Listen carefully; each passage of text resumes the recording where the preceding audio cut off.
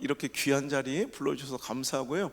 작년에 만날 뻔했는데 못 만나서 이번에는 뭔가 좀 달라져서 만날 줄 알았는데 이렇게 오래 갈 줄 몰랐어요. 근데 오늘 이 시간, 이 시대에도 오늘 이 시간에도 하나님 역사하고 계실진데 그 하나님 오늘 반드시 만나는 시간 되었으면 좋겠고요. 제가 늘 말하는 입버릇처럼 말하다가 이제 제 트레이드 마크가 되어버린 그 시퍼렇게 살아계신 우리 하나님의 능력과 역사를 여러분도 꼭 경험할 수 있기를 주의 이름으로 축복합니다.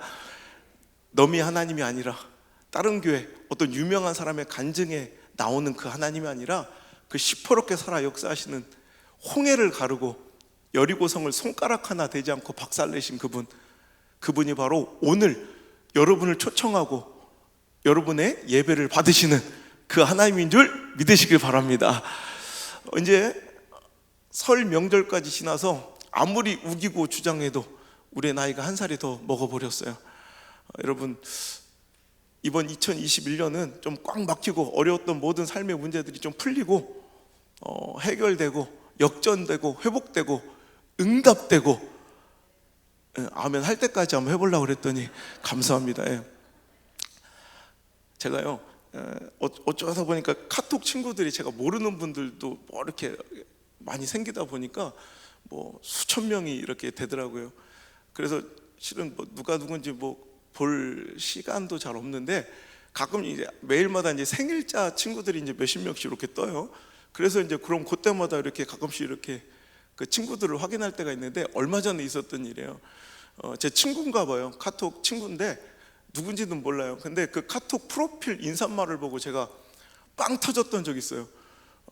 카톡 인사말이 이렇게 써 있더라고요. 아무것도 한 것이 없는데 점점점 벌써 12살이라니 아마 내 친구가 12살인가 봐요. 그거 보면서 좀 기가 막히기도 하다가 근데 비단 이게 그 친구만의 고민일까 싶더라고요. 한 것도 없는데 벌써 여러분은 몇 살이십니까? 그리고 여러분의 신앙의 연조는 또 몇 해나 되셨습니까? 또 우리 더 사랑의 교회 역사는 또 한 해가 더 하여졌습니다. 이번 2021년도는 또 그냥 덧없이 흘러가는 뭐 한 것도 없고 후회만 남는 한 해가 아니라 내 인생에 정말 잊을래야 잊을 수 없는 정말 잊을래야 잊을 수 없는 그런 기적의 한 해로 특별한 한 해로 역전의 한 해로 회복의 한 해로 응답의 한 해로 벌써 이제 여러분 참 지혜롭고 이제 슬기로우신 분들이라 벌써 스타일을 아신 것 같아. 이런 꼭 기억될 수 있기를 바랍니다. 저는요 오늘 여러분께 뭐 별거 없고요. 제가 만난 그 시퍼렇게 살아계신 하나님을 좀 소개해드리고 싶어요. 오늘 첫 번째 시간 말씀의 제목이 참 재밌습니다. 한번 띄워줘 보실래요? 우리 한번 읽어볼까요? 아니면 말고요. 자, 시작. 생각대로 되지 않는 건 참 멋진 일이다. 다시 한번 시작. 생각대로 되지 않는 건 참 멋진 일이다. 좀 이런 기괴한 제목으로 하는 말씀을 전하도록 하겠습니다. 우리가 일반적으로 생각할 때는 내 생각대로 되지 않는 건 참 슬픈 일이다. 내 생각대로 되지 않는 건 참 짜증나는 일이다. 이게 우리 일반적인 생각일 것 같아요. 그래서 제가 한 번은 어떤 교회 집회를 갔더니 그 교회 담임 목사님이 서울대 이렇게 출신이시더라고요. 그래서 굉장히 이성적이고 지적인 분인데 제가 이 설교 제목으로 처음 아마 책을 내고 집회를 했던 첫 교회였던 것 같아요. 지금은 이제 많이 좀 알려져서 그래 괜찮은데 목사님이 설교 제목을 읽으시다가 갑자기 멈춰버리는 거예요. 자, 오늘 주신 본문의 말씀 가지고 안성 목사님 나와서 생각대로 되지 않는 건 참 하더니 거기서 그 뒤를 읽지 못하고 저를 계속 쳐다보시는 거예요. 혹시 미스프린트가 된 줄 알고 그래서 제가 맞다고 계속 사인을 드리니까 고개를 갸웃거리시면서 생각대로 되지 않는 건 참 멋진 일이랍니다. 그 얘기를 한번 들어보겠습니다. 이렇게 소개를 해주시더라고요. 그런데 어떻게 생각해보면 내 생각대로 내 뜻대로 풀리지 않은 내 기도대로 응답되지 않은 그런 영역들이 오히려 뜻하지 않은 하나님의 놀라운 역사와 결말로 우리에게 찾아왔던 적이 얼마나 많습니까? 때로는 이 하수 같은 인본주의의 내 뜻과 계획이 완전히 박살나고 허물어져야 이루어지는 하나님의 놀라운 역사가 있을 줄 믿습니다. 여러분, 그 역사의 주인공이, 그 기적의 주인공이 더 사랑교회 모든 구성원들 되시길 주의 이름으로 축복합니다. 각 가정에서 이렇게 예배하고 있는데 여러분 예배하는 그 현장에도 이 동일한 하나님의 역사가, 성령님의 역사가 오늘 이 시간 일어나고 있는 줄 믿으시길 바랍니다. 저는요, 목회자 가정에서 태어났어요. 우리 아버지도 목사님이신데 제가 2대째 목사인데요, 우리 아버지는요 감리교단의 목사님이세요. 저는 무슨 교회라고 아까 소개했어요? 순복음. 예, 맞아요. 그러니까 아버지는 감리교, 아들은 순복음. 좀 복잡한 집안입니다. 그래서 웬만하면 같은 교단에서 목사가 되잖아요. 어쩌다 이런 복잡한 집안이 되었는지 제가 잠시 소개하자면, 저는 어렸을 때 우리 아버지가 목사님인 게 너무 싫었어요. 그러니까 싫다기보다 좀 불편하고 좀 짜증났던 것 같아요. 저는 그냥 5살짜리 7살짜리 호성이고 싶은데, 우리 아버지는 이렇게 도시에서 목회하지 않으시고요, 그냥 평생을 저 시골에서 농어촌교회에서 목회를 하시다 보니까 이제 온 동네 주민이 우리 교회를 다 알고 저를 다 아는 거예요. 그러니까 저는 그냥 5살짜리 안호성이고 싶은데 동네 사람들은 제 이름이 다 목사들인 줄 알아. 5살 때 너희 목사들, 7살 때 너희 목사들. 그놈의 소리가 너무너무 듣기 싫어가지고 좀 빨리, 하루라도 빨리 이 목회자 집안을 탈출해서 평범하게 좀 살고 싶었어요.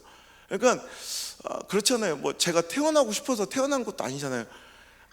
목사님들도 많이 계시지만 목사님들은 자기가 선택해서 이 길을 걷고 계시잖아요. 그러니까 힘들고 어려워도 어떡할 거야, 자기가 알아서 가야지.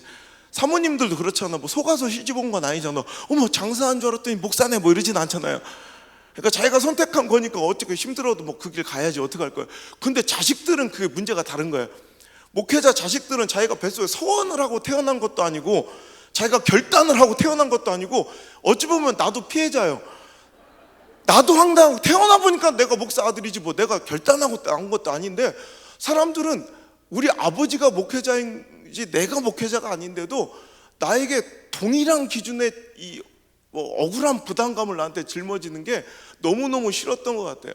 그러니까 저는 그냥 어렸을 때부터 생활 기록부에 이렇게 꿈을 적는 칸이나 뭐 토론 수업 같은데 장래 희망을 적는 이런 칸이 있으면 항상 국민학교 때부터 똑같았어요. 장래 희망이 저는 행복한 가정이었어요. 우리 집안이 막 꽤 불행했다는 게 아니라 저는 그냥 일반적인 평범함, 그러니까 제 주변에 내 친구들 집에서 볼 수 있었던 그 평범함이 저는 너무너무 부러웠던 것 같아요. 그러니까 저는 공부를 되게 잘했어요. 그래서 지금도 선생님들이 저를 아직도 기억하고 약간 시대가 좀 어려워서 그런지 어찌 눈알에 의심이 가득 차가지고, 저 줌으로 보시는 분들은, 또 유튜브로 보시는 분들은 잘 모를 수 있지만 현장에 계시면 제 눈을 보세요. 총기가 있게 생겼나 없나. 저는 그러니까 저를 기억하시는 선생님, 저는 선생님들을 다 기억 못 하는데 선생님들이 그 몇십 년 지났는데도 제자를 기억하는 제자가 있잖아요. 그러니까 다 서울대 나와서 판검사쯤 돼 있을 거라고 다 생각해요, 저를. 어쩌다 이제 전국을 제가 매일같이 돌아다니며 집회를 하다 보니까 그 은사님들을 만날 때가 있어요.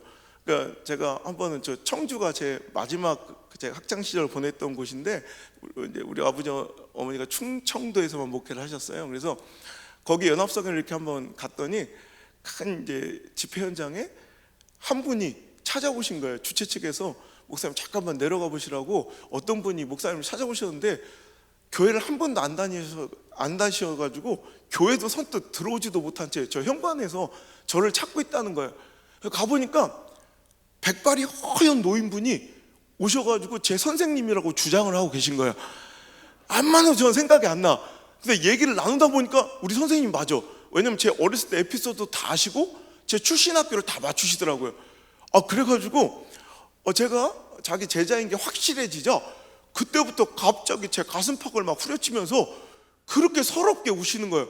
야, 이놈 새끼야, 네가 어쩌다 이놈아 판사가 아니고 이놈아 검사가 아니고 이놈아 목사가 되어서 왔느냐. 교회를 안 다니는 그분의 입장에서는 목사는 저 판사 검사 한참 아래 장사동사 다음이 목사예요. 그러니까 그분이 볼 때는 제 제자가 공부 잘했던 놈이 인생이 조졌다고 생각한 거예요. 그래가지고 그분이 그렇게 서럽게 생각하시면서 들어오셔가지고 저 구석장에 앉아가지고 도대체 저놈이 어떻게 먹고 사는지, 교회를 한 번도 안 다녀본 분이라 도대체 궁금하기도 하고 걱정도 됐는지 저희 집회 하는데 저 구석장에 처음으로, 난생 처음으로 들어오셔가지고 앉아서 계시는데, 내가 부끄러워서 혼났어요. 내가 자기 제자가 뭐라고 외칠 때마다 자기가 잘 뭔진 정확하게 모르겠는데 자기가 뭐라고 외칠 때마다 갑자기 수천 명이 아멘 아멘 하니까 얼마나 기분이 좋겠어요. 뭔가 잘 풀리고 잘 된 것 같잖아. 아이고, 우리 선생님 여기 안 모신 게 얼마나 감사한지 몰라. 우리 선생님 울 뻔했어. 거기는 다행스럽게 제자가 한마디 외칠 때마다 막 사람들이 막 몇천 명이 아멘 아멘 하니까 선생님이 갑자기 기분이 너무너무 좋아진 거예요. 뭔지는 자세히 모르겠지만 자기 제자가 뭔가 잘 된 것 같고 잘 풀린 것 같으니까 막 자랑스럽기도 하고 뭔가 도와주고 싶은 막 굴뚝 같은데 뭘 알아야지 도와주지. 그렇죠. 어제까지 절 갔다 오신 분이 뭘 알겠어요. 그러니까 막 도와주고 싶은 마음에 제가 뭐라고 외치는데 다른 사람들이 아멘 다 했는데 자꾸 누가 저 구석장에서 엇박자로 옳소 하고 있는 거예요. 보니까 우리 선생님이에요. 다른 사람들은 제가 뭐가 될 거라고 기대하고 바랬는지 모르겠지만 저는 항상 그냥 평범하게 빨리 목회자 집안을 탈출하는 걸 꿈으로 가졌던, 그래서 다른 목사님 자녀들은 어렸을 때부터 저도 우리 아버지처럼 목사님이 될래 하나님께 소원도 하고 뭐 기도도 드리고 그런다는데 저는 오히려 거꾸로, 하나님 전 죽으면 죽었지 전 목사는 안 될래요. 하나님 전 때려 죽여도 목사는 안 될래요. 하나님께 1,000번째를 올리며 청소년식을 낳던 사람이에요. 진짜 저는요 평범한 아버지와의 그냥 부모님과의 그 단촐한 그 평범한 시간이 너무 그리운 거야. 다른 사람들은 이렇게 여행도 가고 뭐 명절도 쉬고 막 그런데 우리는 목사님 너무 바쁜 거. 시골에서 목회하시는 분들, 우리 선배 목사님들은 다 그러셨어요. 목회자들이 설교만 잘하고 목회만 잘하면 되는 게 아니라 옛날에 특히 시골 목회는 뭐 오만 걸 다 해줘야 돼. 목사님이 속 아픈데 목사를 왜 불러? 속 아픈데. 근데 옛날에 시골에는 그랬어요. 돼지가 콜레라가 걸려도 부르고 새벽에 막 사택문이 박살이 날 정도로 막 목사님 우리 소가 이상해요, 우리 소가. 그러면 우리 아버지가 그 새벽에 잠바를 입고 뛰쳐나가는 거야. 알았어요. 그리고 나 지금도 나는 궁금한 게 도대체 우리 아버지는 그 새벽에 나가서 목사가 뭘 하고 오셨을까? 소 뿔을 잡고 기도를 하셨는가, 소 대가리 안수를 하셨는가, 자기가 뭘 한다고 그 새벽에 나가. 그때 우리 아버지 또 수의사뿐만 아니라 온 동네 또 장의사요. 옛날에는 장례업체도 없고 그러니까 동네 장례만 터지면 목사님을 이렇게 부르는 거예요. 교회도 안 다녔던 양반을 장례식도 우리 아버지가 막 치러주고 그런 거예요. 옛날에는요 가서 그냥 장례식장 가서 예배만 드려주고 그러는 게 아니라 시신 수습부터 염부터 뭐 모든 장례 일체를 목회자가 다 했다고. 그러니까 얼마나 힘들었겠어. 그러니까 또 웃긴 건 염이 기독교 예식이 아니잖아요.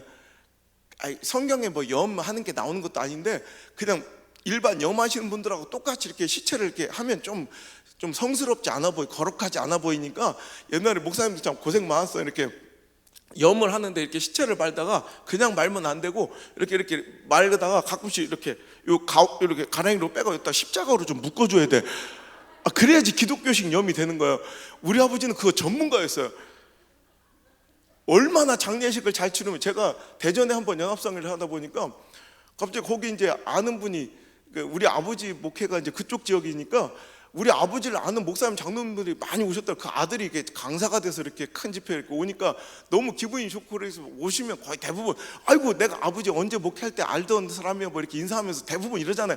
아이고 아버지 참 목사님 말씀 좋으셨어, 뭐 사랑이 많으셔서 뭐 이런 게 거의 정상인데, 우리 아버지를 아는 목사님 장로님들은 거의 대부분이 오시고 항상 하는 얘기가 아이고 아버지 목사님 장례식은 하여튼 대한민국 최고였다고. 우리 아버지는 장례식 최고 전문가예요. 그래서 장례 예식 세미나를 목회자 대상으로 많이 하셨어요. 그래서 그러니까 젊은 목사님들 목회 시작하면 그게 당황스럽다고, 장례식 안 치러면 갑자기 자기가 가서 장례 집례하고 그래야 되니까, 그럼 이제 실습 위주로 이렇게 자 보세요. 자 염할 때 그렇지 계속 말어. 그렇지. 자 가랑이로 빼서 십자가 묶어 막 이런 거 실습도 해주시고 그래서 그 세미나를 할 때마다 항상 우리 아버지 앞에 이렇게 널찍한 테이블이 이렇게 놓여 있었는데 거기 항상 우리 엄마가 누워 있는 거예요. 우리 엄마가 시체예요. 나는 우리 엄마 염을 한 300번도 더 본 것 같아. 그러니까 저는 빨리 하루라도 빨리, 우리 아버지는 뭐 장의사에 수의사에 또 아버지 없는 집엔 아버지 역할, 자식 없는 집엔 자식 노릇 해주시라고 온종일 돌아다니셔야 되니까 정작 저는 아버지가 없는 거예요. 그러니까 저는 그런 삶이 너무너무 싫어서 진짜 평범하게 살고 싶어서 제 꿈은 무엇이든 전 성공할 자신이 있었어요. 그래서 무엇이든 성공해가지고 그냥 내 자식만 챙기고 내 가정만 돌보는 아주 극도의 이기적인, 그냥 내 가정만 챙기는 그런 삶이 되겠다. 그래서 엄마 아빠가 그렇게 원하셨는데도 저는 엄마 아빠의 꿈을 결국은 저버리고 신학교를 안 가고요. 그냥 제가 이제 우리 아버지 마지막 목회하셨던 그 청주 지역에 가장 좋은 이제 국립대학에 들어가서 장학금을 다 받고 정치외교학을 이제 공부를 하면서 처음으로 저는 이제 짓눌렸던 그 억눌렸던 부담감에서 자유하게 된 거예요. 처음으로 내가 이제 내 입 벌려서 우리 아버지가 목사라고 얘기만 안 하면 아무도 우리 아버지가 목사가인지 모르. 왜?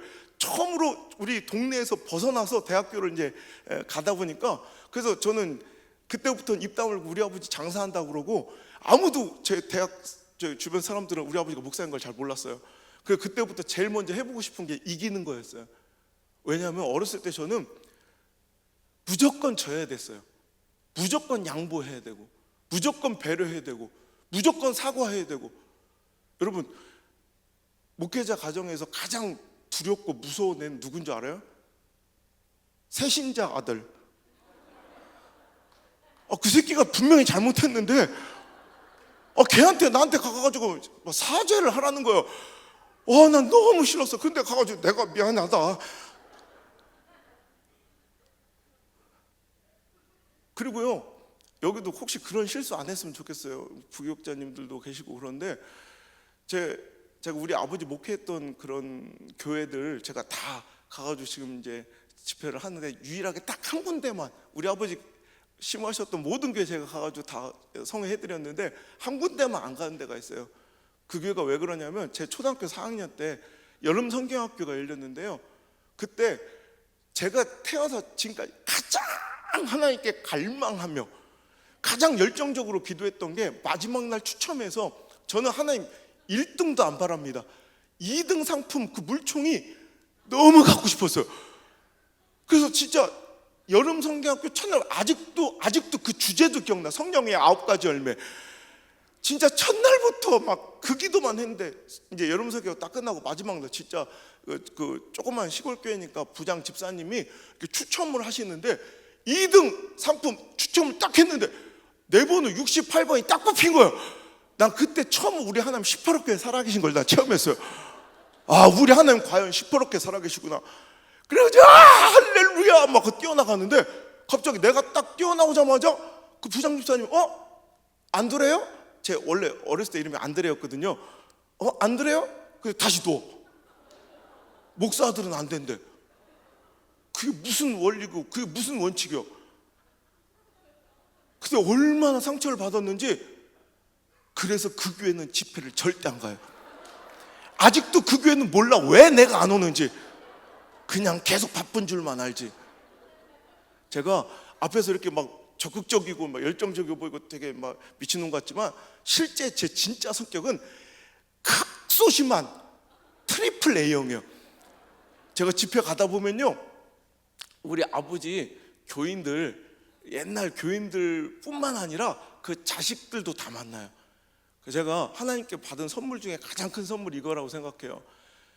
진짜 전 세계 전국을 돌아다니면서 그 사람이 어떻게 됐는지, 그 자손들이 어떻게 됐는지까지 저는 해답지를 지금 다 보는 거예요.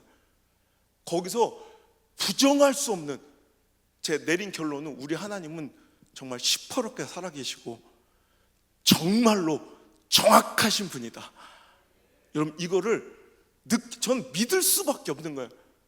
정말 그 자녀들의 인생까지 결론을 내가 보니까 거기서 보면 우리 아버지를 엄청 속삭였던 그런 가정들도 있었어요. 오죽하면 우리 아버지는 별명이 신선이요. 뭐 표정에 꼭 우리 담임 목사님 같이 이렇게 표정에 변화도 없고 톤에 별로 이렇게 억양에 이렇게 변화도 별로 없고 그냥 잔잔하고 조용하고 이런 스타일이에요. 어떻게 저런 분한테 이런 놈이 나왔냐고 그런 사람들도 있어요. 그런 분이 별로 이렇게 웬만한, 거기다 또 목회를 한평생 하신 분들은 웬만한 시대적 흐름이나 뭐 어떤 사건 사고에 놀라지를 않아요. 하도 별 풍집 다 풍파를 다 만나보셔가지고 웬만한 거 놀라지도 않는 분인데, 지금도 그런 신성 같은 분이 그 가정 얘기만 나오면, 이름만 나오면 미간을 찌푸리실 정도로 가슴 아프게 했던 그런 가정들 있죠. 근데 그런 가정이 이렇게 보다 보면 그 자녀들을 만나 되게 안 돼 있고, 그런데 또 그것도 모르고 나한테 와서, 내가 좀 이렇게 좀 알려주고 유명해지니까요, 와가지고 나 우리 뭐 친하다고 옛날에 중학교 같이 다녔다 그러면서 와가지고 막 자기 친구들 데려와서 나랑 친한 척하라고 막 사진을 찍어요. 그럼 그럴 때 저는 복수를 해요. 제가 할 수 있는 가장 큰 복수는 절대로 부의할 때 손을 바짝 펴지 않아요. 내가 마음에 안 드는 놈은 이렇게 살짝 손을 굽혀요. 이게 내가 할 수 있는 가장 소심한 복수예요.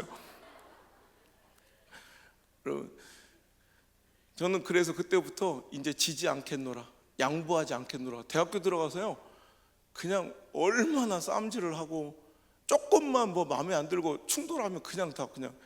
지금은 그렇게 안 보이죠. 너무. 혹시 TV는 사랑을 싣고 혹시 보신 분 있어요? 저 나오는 거 보셨어요?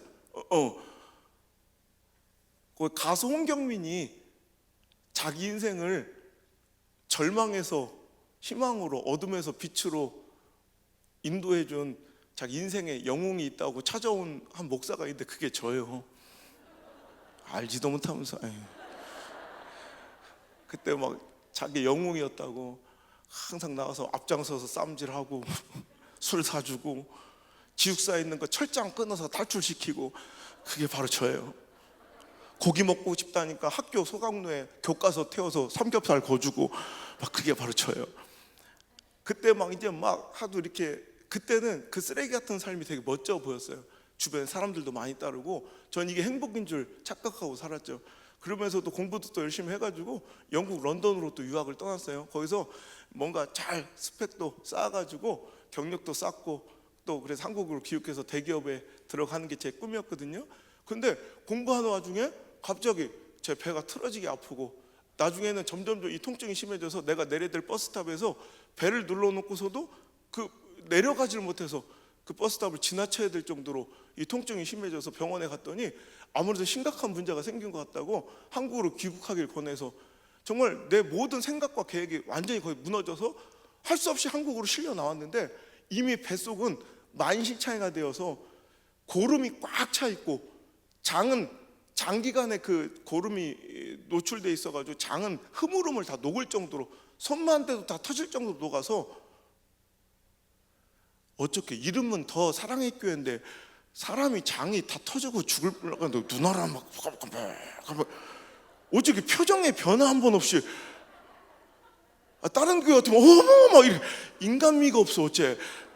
자, 엔지, 네, 물 한 잔만. 네, 이렇게 당혹스러운 건 또 처음이네. 제가 다시 처음 하는 것처럼 유튜브 올릴 때 이 부분을 좀 편집해야 더 사랑의 교회가 사랑이 넘치는 교회로 나올 것 같아요. 자, 물 한 잔 마시고 다시 할 테니까 여러분 마치 처음 듣는 것처럼 다시 한번 해보셔요. 어이구 참. 그럼 뱃속에 이미 고름이 꽉 차가지고, 이게 사람 사는 세상이지 말이에요. 예. 장은 다 녹아가지고 그 약해 빠진 장에 장결핵균이 들어와서 구멍, 이제 그만해요. 이제 약간 아침마당 같지 않은 느낌이.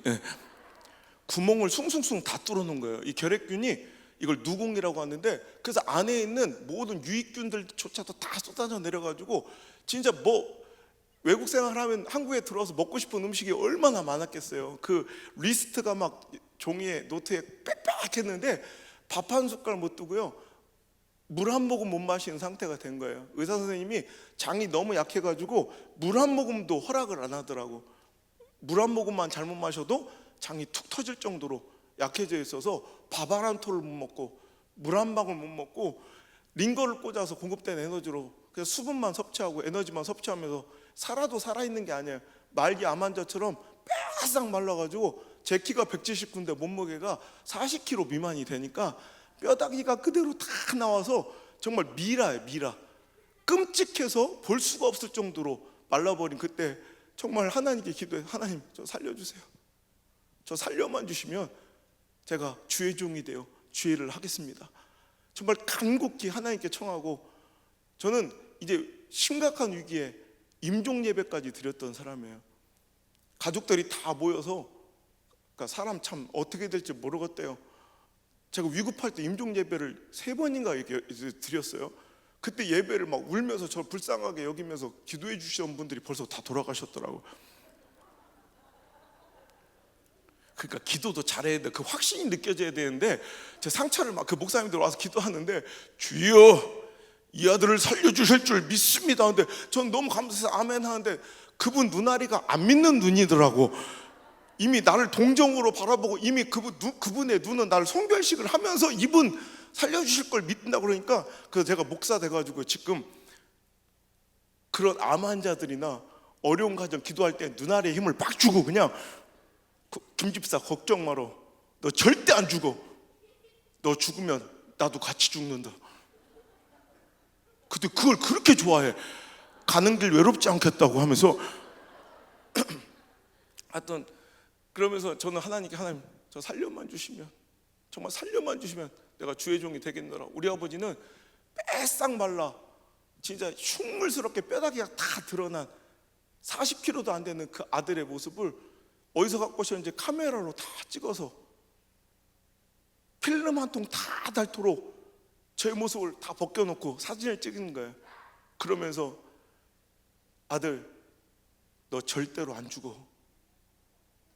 다른 사람 말 듣지 마라. 너 절대로 안 죽어. 너 반드시 살아서 이것 가지고 하나님 살아계신 거 간증하며 살았다고. 그 말씀에 내가 너무 감사해서, 저는 굉장히 보수적인 신앙의 전통에 자라나가지고요, 이렇게 여러분하고 똑같아요. 아멘 뭐 이런 거 되게 싫어하고 뭐 손 드는 건 가당치도 않고. 근데 그때 저는 얼마나 간절하든지 진짜 그 말이 너무너무 믿어지고 믿고 싶은 거예요.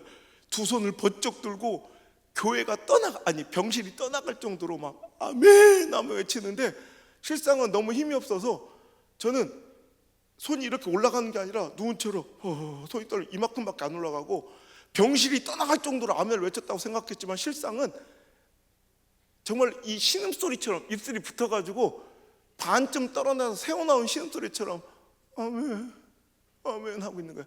근데 그 신음소리 같은 아멘의 고백에도 하나님 찾아오셔서 역사해 주시는데, 내 오장육부를, 이 약해 빠진 장을 하나님의 그 능력의 손길로 막 만지시는 게 느껴지시는데, 그날 제가 하나님 저 살려주세요. 아니 저 살려주실 줄 믿습니다. 저 살려만 주시면 내가 주의 종이 되겠습니다. 그 결단과 소원을 하나님 받으셨다는 확신이 드는데, 그 다음날부터 기적같이, 저는 이게 플라시보 효과, 긍정의 위약 효과라고 생각했어요. 아니 확실한 육체적 증거가 드러나는데 이 고름이 꽉 차가지고 이 옆구리를 구멍을, 지금도 이 구멍이 혹시 궁금한 사람 있으면 내가 계단 밑에 서 있을 테니까 한 번씩 만져봐요. 빵꾸가 아직도 나 있는데 여기 이 구멍을 뚫어가지고 튜브를 꽂아서 고름을 매일 아침마다 빨아내고 여기다가 거즈를 붙여가지고 이렇게 고름을 이렇게 흡수하던 이 짓을 매일 아침같이 했는데, 어느 날 글쎄 그 고름을 항상 흡수했던 그 거즈가 그 썩는 고름 냄새가 확연히 줄어들고 찐득찐득한 노란 색깔이 점점 더 투명한 물 색깔로 묽어지기 시작하면서 고름의 양이 확연히 줄더니 급기야는 갑자기 며칠 만에 진짜 그 마르지 않고 계속 이 안에서 이 장기를 썩어가며 상해가며 나오던 고름이 갑자기 고름이 싹 말라버린 것입니다. 정말 기적 같은 일이 벌어지고, 저를 집도했던 의사 선생님은 난 크리스찬이, 예수님도 안 믿는 분이 우리 엄마가 옆에서 맨날 기도하는 모습을 보셨으니까 이거는 정말 하나님이 하셨습니다 라고 고백할 정도로 정말 기적과 같은 그 일. 안우성이라는 환자가 이 병원 나갈 때는 송장으로나 나갈 거라고, 시체로 나갈 거로 했던 그 환자가 1년 만에 걸어서 지발로 병원을 나섰는데, 여러분 그때 태어날 때 40kg밖에 안 돼가지고 빼싹 마른 정말 성국 같았지만 얼마나 행복하고 감사한지, 진짜 우리 엄마는 옆에서 굶어 죽어가던 그 아들 뼈다귀만 남았던 그 아들 옆에서 지켜보고 똥오줌을 파동했던 우리 엄마는 그 아들이 살아나오는 모습에 감격해서 그 더러운 병실 바닥에 쓰러져서 막 펑펑 울면서 우리 아들 사라져서 고마워, 우리 아들 사라져서 고마워. 그 엄마와 함께 병실을 나서던 그날이 아직도 기억나는데 햇빛이 얼마나 따사롭고, 그날 여러분 햇빛 맛있는 거 알아요? 햇빛도 고소해. 얼마나 맛있는지 하늘만 봐도 행복하고 땅만 봐도 감사하고, 진짜 그때는 어떻게 하면 주를 위해 죽을까, 뭐 잘 먹고 잘 사는 게 문제가, 신학교 그렇게 들어가기 싫었는데 그 신학교요, 난 이제 불속이라도 들어가. 그 목사 되기 그렇게 싫었는데 목사가 아니라 순교라도 해드리려고 그랬어. 근데 이 은혜와 감격이, 감사가 첫날 만날 가면 얼마나 좋아. 여러분 그거 아셔요? 은혜에도 유통기한이 있더라니까. 저 울다가 웃다가 그러면 큰일 난다. 이제 영원할 줄 알았던 이 은혜와 감격이요, 사람이 얼마나 간사한지. 육신의 건강이 되찾아지자 반비례로 은혜 유통기한은 뜨르르 점점 다 되어가더니 육신이 강건해지니까 내 정신이 탁 들어오는데 인간적인 마음이 어머야 씨, 큰일 날 뻔했다. 나 목사 될 뻔했다. 내 정신 차려보니까 은혜에 취해가지고 신학교 정문 앞에 와 있더라니까. 하마터면 들어갈 뻔했어. 우리 엄마 아빠 꼬라지로 평생을 살 뻔했다 생각하니까 아찔한 거야. 그래서 그때 정신 바짝 차리고 안 되겠다, 이러다가 우리 엄마 아빠처럼 살겠다 싶어서 하나님께 너무 죄송한데 미안한데 또 도망친다고 이번에 도망치게 일본으로 또 유학을 또 떠나요. 뭐요? 너 나만 쓰레기요? 자기는 되게 잘 사셨나 봐. 난 그 성경 가운데 그 요나 씨 있잖아요. 나 그분만 보면 그렇게 애정이 가고 남 같지가 않아. 나 목회하면서 한 번도 그분을 나쁘게 설교해 본 적이 없어. 나 천국 가도 그분부터 찾아뵈려고 그래.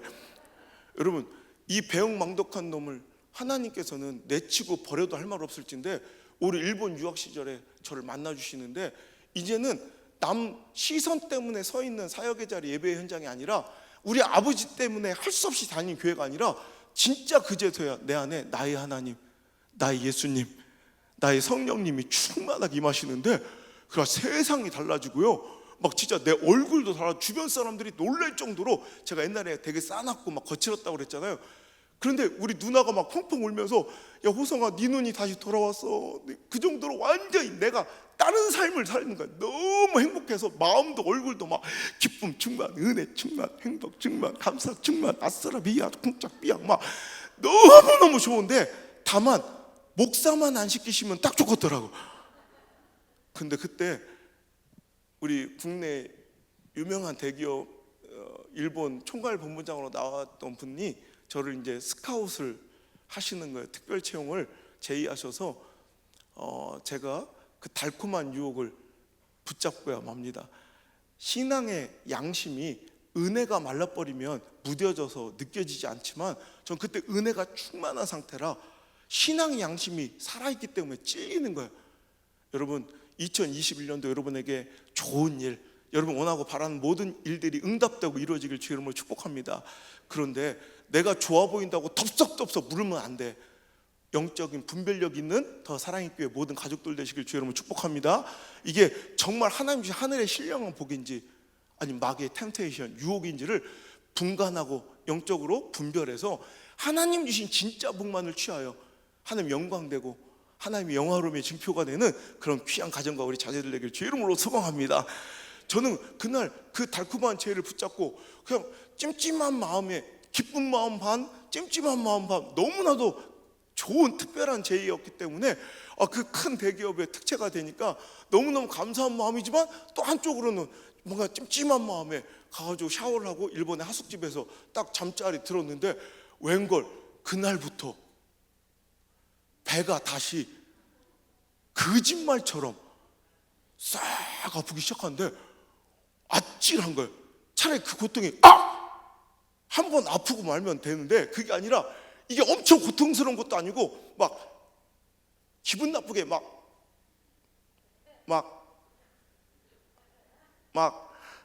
야리야리한 거 있죠. 이 느낌을 내가 아는 거예요. 영국에서 배에 고름이 차들어갈 때 내가 그때는 경험이 없어서 그 느낌을 몰랐지만 한 번 경험이 있으니까 배에 고름이 찰 때 그 느낌이 있어요. 이게 엄청 아픈 건 아닌데 되게 이상해. 느낌이 너무 안 좋아요. 그 느낌이 딱 나기 시작하는 거예요. 하필 그날 너무 놀라고 무서워서 밤을 꼬박 새우고, 우리 장로님 한 분이 오사카에 의원을 하고 계셔서 그 병을 찾아갔다가 정말 충격적인 검사 결과 나왔는데, 제 염증 수치가, 그러니까 체내 고름 수치죠. 염증 수치가 일반인 정상치의 무려 70배, 80배, 100배가 넘는 거예요. 그래가지고 할 수 없이 빨리 큰 종합병원으로 실려가서 검사를 받는데, 원인도 모른 채 내린 결론이 도대체 왜 이런지 모르겠지만 분명한 것은 당신 뱃속에 고름이 차들어가고 있는 것 같다. 빨리 수술하는 수밖에 없겠다 해서 글쎄 수술 날짜를 정해 주셨는데 가슴이 철렁하고 소름이 확 돋는데, 그날이 하필 내가 2년 전 수술 받은 똑같은 날 3월 20일, 제 간증집에도 써 있지만 똑같은 날 똑같이 원인 모르게 배에 고름이 꽉 차서 또 수술에 들어가야 되는, 여기서 내가 죽겠다는 두려움이 탁 드는데, 얼마나 두려운지, 그렇다고 주여 살려주세요 그때처럼 기도도 못 하겠는 게, 저는 전과가 있잖아. 한번 했었잖아. 미안해서 못 하겠더라. 여러분, 기도도 간절히 할 수 있는 것도 은혜고 복이고 축복입니다. 여러분, 각 가정에서 오늘 붙잡고 있는 기도 제목 가지고 간절히 기도하셔서 여러분 큰 하나님의 응답을 받고, 여러분의 기도 제목이 이제 더 이상 기도 제목으로 머물러 있는 게 아니라 이번 올해 미라클 모닝을 통해서 기도 제목이 응답되어 모두 다 싹 다 감사 제목으로 다시 한번 올려지는 귀한 축복이 있을지어다. 저는 주여 이렇게 기도 못하고 이러겠다니까, 주여 답답하시죠? 저도 답답합니다. 주님, 이름은 어떨까요? 그저 속는 셈 치시고 한 번만 더 살려주시면 이번엔 내가 진짜 목사 되겠습니다. 이 부끄럽게 짝이 없는 기도를 하나님 응답해 주셔서 저는 수술 중에 죽음을 경험했고요. 그래서 의학적으로 수치상으로는 띠익 죽음인데, 다시 한번 극적으로 호흡이 들어오고 심장이 뛰어서 이렇게 제2의 인생을 보너스로 살며 여러분 앞에 이렇게 서서 하나님의 살아계심을 증거하고 있습니다. 할렐루야. 저는 더 이상 이제 하나님의 그 사명에 대한 거절, 불순종은 이제 더 이상은 없어. 그런데 가긴 가, 그 길을 가긴 갈 건데 너무 서럽고 원망스러운 건 어쩔 수 없었더라고요. 하나님, 그렇잖아요. 목사 되고 싶은 애들 내 주변에 얼마나, 쟤들 좀 시켜요. 쟤들 좀. 또 걔들은 안 받으신데 왜 싫다는 사람을 꾸역꾸역 데려다가 죽였다 살렸다 죽였다 살렸다 이러시면서까지 데려가는 그 이유나 좀 알자고. 왜? 저는 밥벌이로 직업으로는 목사 안 해요. 그러니까 하나님, 나를 데려가신 이유를 알려주시면 그 사명과 목회 목적을 내가 반드시 이루는데 목숨을 걸겠노라. 하나님께 간구할 때 3가지 비전, 시간이 별로 없으니까 첫 번째, 한국교회 교단의 벽을 허물고 이 침체된 한국교회를 살리는 부흥의 불씨가 되고, 세 번째, 아직도 위로가 필요한 내 백성과 교회들이 많으니 그들을 좀 위로하라. 지금은 제가 미력이나마 이런 일을 하고 있으니까 이해가 되지만 당시에는 꿈 같은, 말도 안 되는, 현실적으로 가능성이 없는 하나님 말씀 주셨지만 하나님 주신 명령인 건 분명하니까 심장에 새기고, 그냥 태어나자마자 모든 거 싹 다 정리하고 주변 사람들 만류 뿌리치고 그냥 항구로 넘어와서 이것만 붙들고 기도하는데, 어떻게 그 꿈을 실현하고 이 목회 목적과 사명을 이제 시작해야 될지 알지 못할 때, 다른 건 힘든데 1번은 그래도 좀 쉽더라고. 교단주의 벽을 허물어라. 내가 딴 교단 가면 되겠더라고. 그래서 우리 아버지가 무슨 교단? 그래서 내가 순복음이 왔어요. 그때 다른 교단에 제가 이제 담임 목사 청빙이 많이 들어와요. 뭐 타교단에서도 많이 들어오는데 큰 게, 그럼 제가 거절할 때마다 이제 물어보시는 거야. 아, 목사, 그럼 왜 하필 우리 교단으로 오지? 왜 하필 그 많은 교단 중에 감리교에서 순복음을 하는가? 그때 제가 항상 대답하는 건데, 그때 당시 내가 가장 싫어했던 교단이 순복음이야. 그러니까 저랑 잘 안 맞는, 저는 되게 이성적이고 그러니까 논리적이고 합리적이고 객관적이고 이런 걸 좋아해요. 책을 전 4살 때부터 중독에 가깝게 읽어요.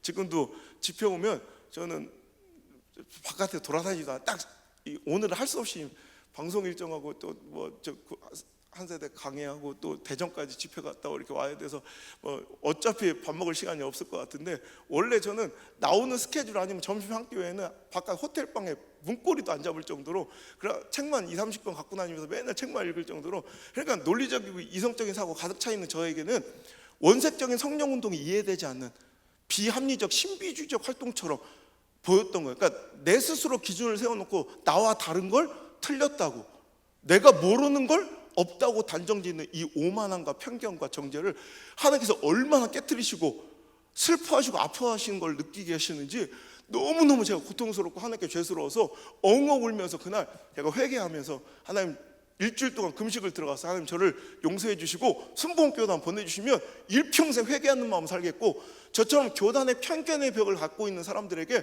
그 편견의 벽을 허물어주는 그런 목사로 제가 사용되길 원합니다. 하나님께 구하고 제가 허락을 득해서 저는 순복음교회를 하루도 안 다녀보고 순복음교회 목사가 된 특이한 전력을 갖고 있는 사람이에요.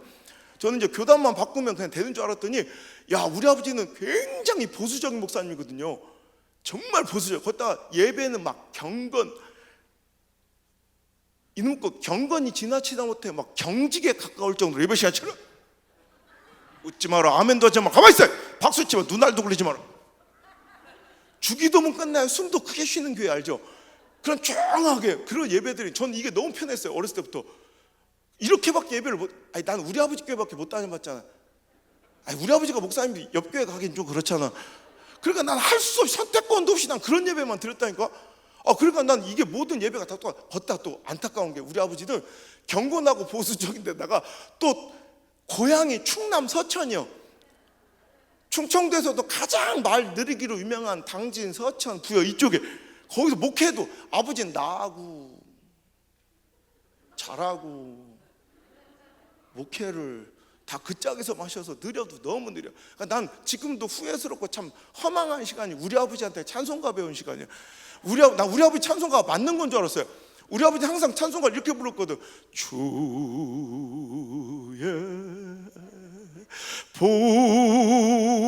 보여 이러면 이미 전 교인과 눈인사가 다 끝나.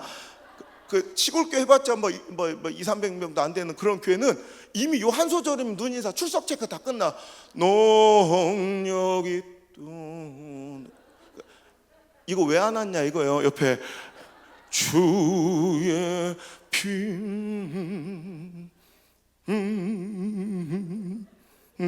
이 부분을 제일 좋아하시는 거 한 15번은 꺾어. 우리 교인들도 다 알아요. 오줌 마린 이들이 이때 다 나가. 그래서 1층 나가서 오줌 넣고 여유롭게 머리 훅가시까지 다 만지고 올라오면 그때서야 믿으오 이러신다고. 나 원래 찬송가가 원래 그런 건 줄 알았어. 난생 처음 내가 신대원 가가지고 처음으로 신학생들과 채플 시간에 드린 예배가 내 인생 최초의 순복음 예배예요. 나 깜짝 놀랐어요. 나 뜨겁기가 걷다 문 열었는데 뭔가 이상한 기운이, 거기다가 뭐 박수를 치고 노래 부르는데 뭐 눈아리를 어딜 보고 치는 거니 막. 그 눈아리가 너무 무섭는 거예요. 앞을 봐야지 막. 걷다가 내가 모르는 노래만 자꾸 불러서 난 이게 외국 나갔다 들어온 지 얼마 안 돼서 내가 이게 신곡이로구나, 새로 나온 찬송가인 줄 알았더니 가사를 가만 듣다 보니까 내가 아는 죄보혈 죄피임이다. 나 깜짝 놀랐어. 나 이 찬송가를 이렇게 부르는 걸 처음 봤거든. 근데 나도 우리 아버지 따라 계속 거기서만 살아가지고 그런 예배만 들어보니까 나도 못 따라 부르겠는 거예요. 어느 날 승부욕이 발동이 돼가지고 하나님, 내가 언제까지 이 찬송가를 듣고만 있겠습니까? 오늘만큼은 내가 이 찬송을 순교할 각오로 완창하여 바치겠나이다. 나 그날요 진짜 우리 못 만날 뻔했어. 그날 죽을 뻔했어. 잘못하면 순교할 뻔했어. 마지막 한 소절 남겨놓고 내 눈알이 흰자위밖에 안 보이고 내가 내 입으로 얘기하는데 내가 뭔 소리인지 몰라. 거의 입신하기 직전 단계 있죠. 나 끝내고 나니까 내 자신이 얼마나 기특하고 자랑스러워. 나는 대학교 붙었을 때보다 이때가 더 자랑스러워. 나는 런던 유학 갔을 때보다 이때가 더 자랑스러워. 호성아 장하다. 잘했어. 너도 이제 드디어 진정한 순복음교인 되었다. 하나님 보셨나이까. 꼴값 떨고 있는데 그때 잊을 수 없는 충격적인 말 한마디가 들려오는데요. 앞에서 찬양을 막 인도하시던 전도사님이 갑자기 자 여러분 이번엔 좀 빠르게 불러봅시다 그래. 여기서 뭘 어떻게 더 빨리 불러. 알고 보니까 내가 죽을 뻔했던 그 박자, 그 빠르기가 순복음은 그게 보통 빠르기래.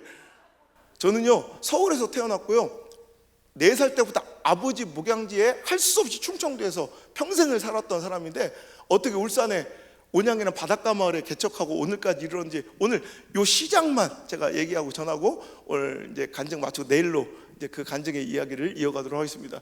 강의 중에 들어오신 목사님 한 분이 이제 강의 중에 툭 던진 말 한마디가 내 인생을 바꾼 거예요.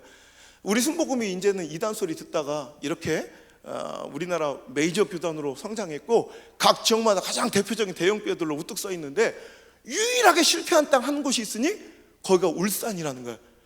울산은 순복음의 무덤이야. 아직도 여기로 말하면 시찰 하나가 안 나왔어요. 울산 120만 그 대도시 광역시에 여기로 20개 교회가 모이면 시찰 하나, 노회도 아니고 시찰, 우리 최소단 지방회라고 하는데, 아직도 역사상 울산 지방회가 없어요. 아직도.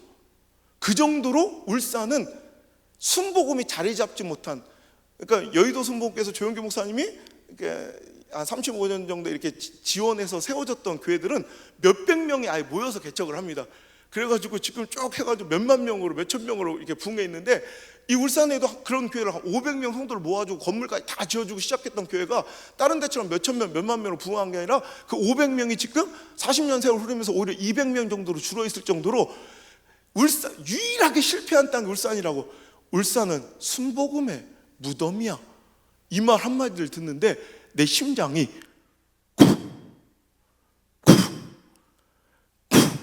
터질 듯 뛰는데, 그래, 이거다. 내가 하나님의 살아계심을 증거하겠노라고 내가 내 인생의 목적을 세웠으니, 이제부터 내가 아무도 선택하지 않는 그 땅으로 내가 가서 우리 하나님 시퍼렇게 살아계심을 내 목회를 통해서 내가 증명하는데 인생을 바치겠다. 수업 그 강의 교수님 나가자마자 우리 총회 회관에 교단 본부에 전화해서 내가 이런 얘기를 들었는데 아무도 개척하지 않은 순복음의 미답지로 가서 내가 개척을 하고자 하니, 한 곳만 아무 때나 찍어, 순복음이 아직 한 번도 세워지지 않은 곳 한 곳만 정해달라 했더니 울산의 온양으로 가라는 거예요. 난 온양이면 온천인 줄 알았지. 근데 울산에도 온양이라는 시골 마을이 있는데, 거긴 지금 기독교 역사 한 110년 된데, 그간의 지금까지 천지창조 이래 단 한 번도 순복음교회가 한 번도 세워지지 않은, 순복음을 이단이라고 부르는 그런 지역, 내가 만약에 가서 개척을 하면 거기 최초의 교회가 세워지고, 순복음교회가. 그래서 그곳을 그냥 뛰는 심장소리 하나 따라서, 여러분, 우리 일생을 결정짓는, 여러분 중요한 선택과 결정을 여러분 좌우하는 조건과 상황은 무엇입니까? 여러분 그 선택과 결정을 좌우하게 만드는 여러분의 그 선택의 권위는 무엇입니까? 대부분 가능성, 확률, 상황, 처지, 형편, 감정, 물질, 관계. 야, 내가 웬만하면 이 어휘력이 잘 안 딸리는데 여기서 한번 지는 느낌이 들었어요. 다른 데 같으면 암이 한 3번은 터져요. 자, 우리가 일반적으로 내 인생의 다음 스텝을 결정해 갈 때 상황, 처지, 형편, 감정, 관계, 가능성, 통계, 분석 막 이런 거 따라가잖아요. 근데 저는 안 해요. 딱 하나, 펄떡펄떡 뛰는 하나님 주신 사명의 심장소리 하나 나침반 삼아서 그냥 무작정 내려간 게 벌써 이제 17년 됐네요. 제 나이 30살에 그냥 무작정 47살 맞아요.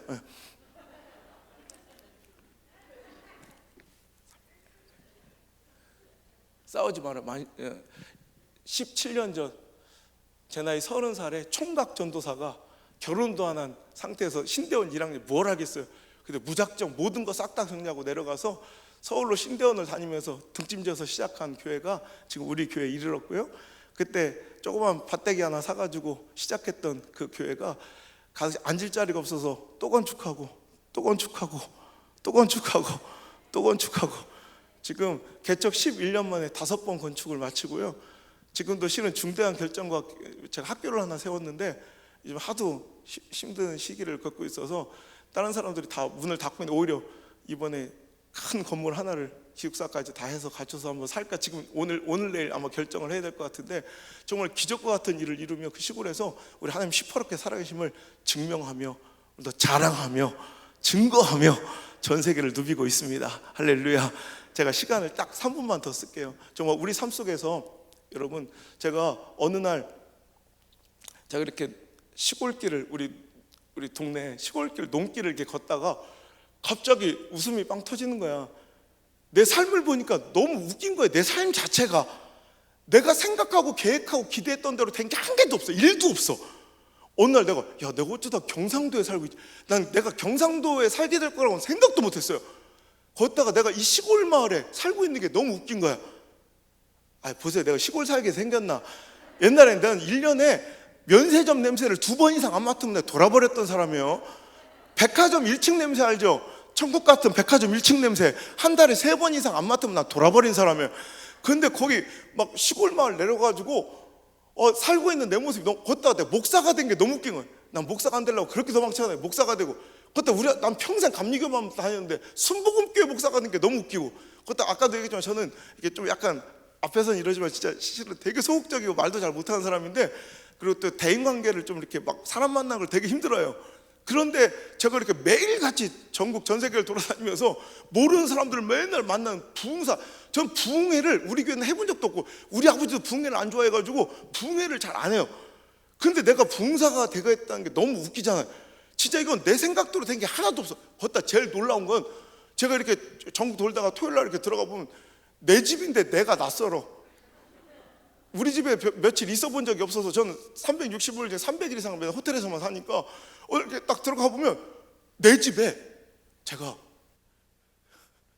부산 여자가 누워 있는 거예요. 내가 어머 깜짝이야. 내가 처음 봐서 부산 여자랑 거기 가서 결혼했다니까. 난 부산 여자랑 살게 될 줄 딱 꿈에도 몰랐어요. 거기다가 선이 뭐예요? 창피하게.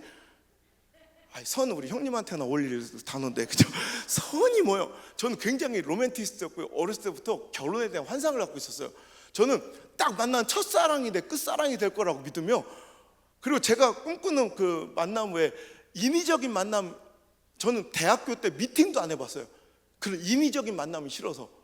제가 꿈꾸는 만남 외에 이런 거 있잖아요. 이렇게 만나,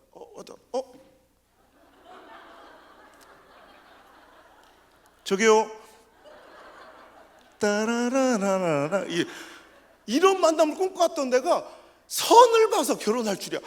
내 첫 선이자 마지막 선이 그 여자인데, 그래서 3남매를 출산해가지고 지금, 그렇게 해서 내가 내 집에 들어갔더니 부산 여자 1명과 울산 애들 3명이 모여 앉아서 너는 뭐마이가 아니다 어때 아점 이러면 나 깜짝 놀라는 거야. 내 생각대로 된 게 아무것도 없어. 그때 내가 피식 웃음이 나면서 갑자기 이런 생각이 드는 거예요. 야, 그럼 내 생각대로 다 되고 내 뜻대로 다 풀렸으면 난 지금 어떻게 살고 있을까? 우린 그걸 축복이라고 생각하잖아요.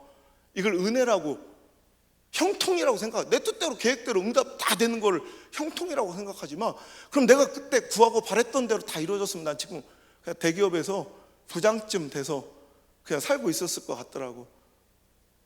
서울대 나와서. 근데 그런 모든 것들이 다 무너지고 깨어져서 오히려 내 뜻대로 내 생각대로 되지 않은 게 너무 감사한 거야. 너무 하나님께 감사한 거야. 눈물이 막 흐르기 시작하는데 그 자리에서 제가 막 글을 써서 메모한 게 바로 이 설교가 됐어요. 내 생각대로 되지 않는 건 참 멋진 일이다. 여러분, 빨간머리 앤에 나오는 대사 중에 이런 게 있어요. 내 생각대로 되지 않는다는 건 참 멋진 일이네요. 왜냐하면 내가 생각지도 못했던 일들이 벌어지곤 하거든요. 여러분, 2020년도가 그래요. 그리고 2021년도도 그래요. 내 생각대로 다 안 되고 엉키고 꼬여 있죠. 내 뜻대로 되지 않았죠. 내가 기대한 대로 되지 않고 있죠. 축하드립니다. 내 생각대로 되지 않는다는 건 참 멋진 일입니다. 이제부터 여러분이 생각지도 못했던 놀라운 일들이 일어날 줄 믿습니다. 여러분, 뜻대로 되지 않는 것은 참 멋진 일입니다. 뜻밖의 위대한 일들이 내 가정과 특별히 우리 자녀들의 삶 속에서 저처럼 벌어지게 될 줄 믿습니다. 여러분, 예상대로 되지 않는 건 참 멋진 일입니다.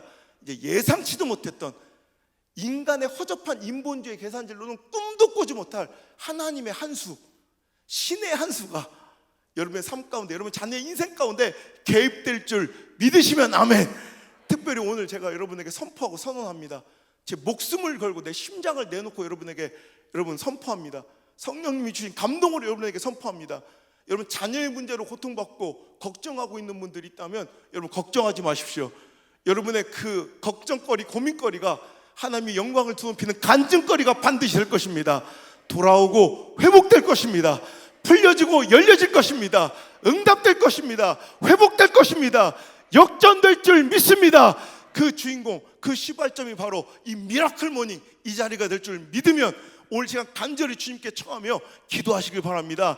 주님, 내 문제, 내 삶 속에 개입하여 주셔서 나의 모든 신음소리를 노랫가락으로 바꿔주시고 내 모든 눈물을 달콤한 환희의 눈물로 바꿔주시며 내 모든 한숨소리를 하나님의 영광의 찬양소리로 바꿔주시옵소서.